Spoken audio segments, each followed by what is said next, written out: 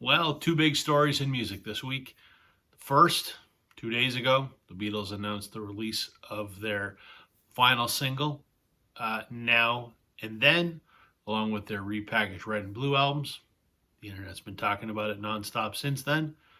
The other big news yesterday, Taylor dropped 1989 Taylor's version. I talked about the Beatles yesterday, so we'll talk about Taylor today. Stay tuned.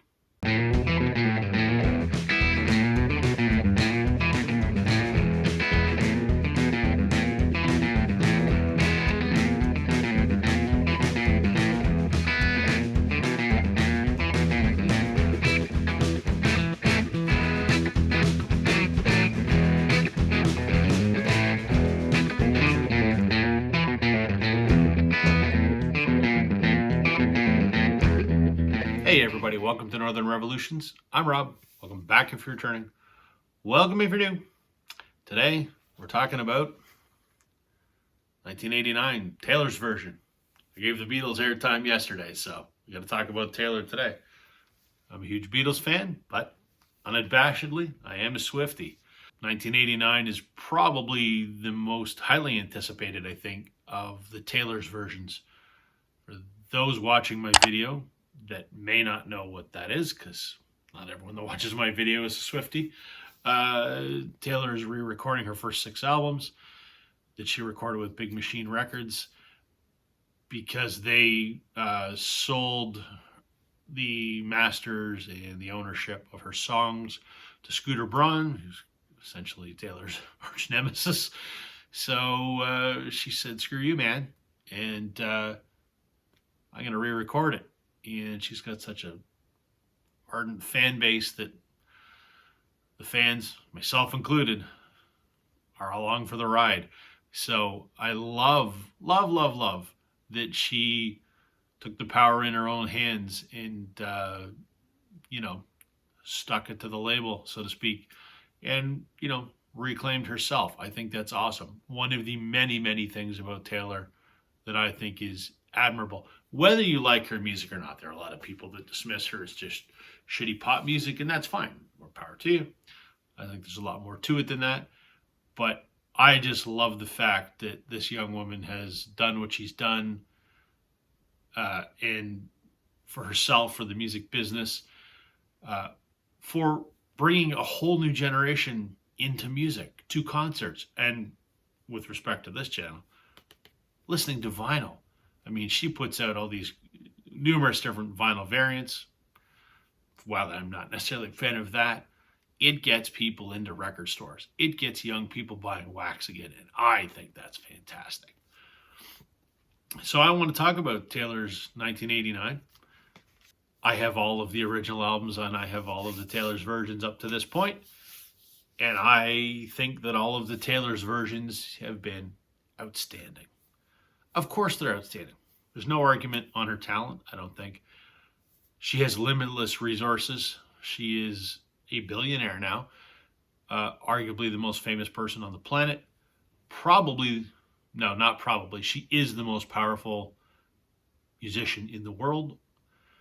So she's got limitless resources she can put behind recreating these albums, and I think every one of them has been outstanding. Originally, 1989 came out almost 10 years ago now. It was her first foray into pop. Going from, started off in country. Red was sort of a transitional album, and this was a full-on pop album. Admittedly, I didn't really like it at first. I'm 40 years old, so where I was 40, almost 40. And that, pop music wasn't really my bag at the time. It was really growing on me. I think it's outstanding. I love all of her pop stuff. Not a big fan of Reputation, but so I'm, was curious to see how this turned out. And my verdict, like all of her other Taylor's versions, this is outstanding. Is it a note-for-note recreation? No, of course not. That would be nearly impossible to do. I think what it does is it improves on the original. You don't listen to it and say, wow, that song is dramatically different than the previous one. There are many cases where, I don't know that I would necessarily know off the bat which version I'm listening to. You'd figure it out. But what I find about this and her other Taylor's versions, number one, the production quality, vastly superior. 10 years on from the original 1989, it sounds richer, it sounds fuller, it sounds crisper. The musicianship is excellent. There are differences. There are songs where the drums sound fuller, or the guitars have a little more room to breathe. But by and large, it's the spirit of the original. Just brightened up a little bit, and I love it. I think it sounds great. One of the things that she's done with her Taylor's versions, for those that don't know, she adds some from the vault tracks, songs that didn't make the cut initially. And, I always approach those with a little bit of reticence, because I go, well, if they were cut initially, they were cut for a reason. Yeah. However, the ones on this album are interesting. There are 5 from the vault tracks on this album. And I like them. I like them a lot. And I think maybe they're the best from the vault tracks of all the Taylor's versions, except for the 10-minute All Too Well from Red. One of the things that struck me about the vault tracks on this album, with the exception of Say Don't Go, the other 4 tracks felt more like songs that should have been on Midnight's, her most recent album. Yeah, there's some synth and stuff in there, but to me, they didn't sound like 80s inspired songs like the rest of 1989 did. They sounded very ethereal, very airy, very, mood sort of songs, like what the songs off Midnight's are. So I think you could take any 4 except Say Don't Go and pair them with tracks from Midnight's, and you would think that was on the same album. I'm going to rank my vault tracks for you from least favorite to favorite, although I like all of them. Number 5 is Slut. That is a great song. They're all deeply personal, as many of her songs are. They're all emotionally raw. Slut is a song about sort of unabashedly embracing a love affair, sort of regardless of popular opinion, regardless of the consequences. There's a line, something to the effect of, if they call me a slut, maybe it'll be worth it for once. Just sort of kind of saying, the hell with what people think. I'm going for it this time. And it's done in a sort of a beautiful, melodic, ethereal, again, is what I think of. Great song. Number 4, Is It Over Now? Exactly what it sounds like. It's kind of questioning, is this relationship really over? Is there anything left? How can this be over?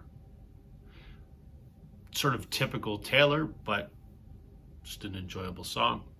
Number 3, Suburban Legends. Again, another sort of ethereal kind of song, but it's got some hooks to it. Number 2, Now That We Don't Talk. What an earworm that song is. That it's kind of it's an up-tempo synth laden, almost like pop disco inspired, but not. It's kind of it's like a diss song almost. It's presumably written to Harry Styles, I would imagine. Basically saying, now I don't have to pretend to like the shit that you do. So it's done in the nice way that Taylor does it, but with some claws, and probably the best earworm out of the 5 vault tracks. And number 1, Say Don't Go. That's co-written by Diane Warren, very famous songwriter who has had more top 10 hits than I could count. The list is as long as my arm. And her and Taylor collaborated on a power ballad, and it's fantastic. Um, Nice sort of uh, melodic verses and a very powerful chorus that's got a great hook in it. Just a great breakup song. It's kind of thematically like many of her other sort of breakup songs. Definitely my favorite of the Vault tracks. So my overall verdict on Taylor's version of 1989, go buy it. It's fantastic. I love it. I think probably the best of the Taylor's version albums. There's 4 standard vinyl versions. Each has a different cover. They're different color vinyl. Then there's a Target exclusive, and then there's another blue vinyl variant from Europe.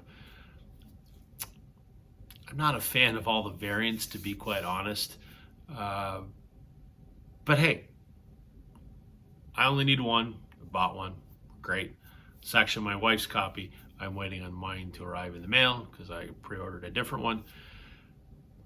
But you know what? If the variants get young record collectors excited about going and dropping a bunch of money on 4 different versions of the same albums, so be it. I think what Taylor has done for the record collecting hobby is fantastic. So if you like the original 1989, you will not be disappointed with the new one. And like all the other versions, I will listen to the Taylor's version, not the original version. And not because I'm, screw Scooter Braun. I just think the Taylor's versions are all superior. And I'm going to listen to whatever music is better. And the Taylor's versions are better. That's all I have for today, everyone. Let me know in the comments what you think. Have you picked it up? Do you plan to pick it up? What do you like? Do you like the Vault tracks? What are your thoughts? Thanks for watching. Catch you on the flip side.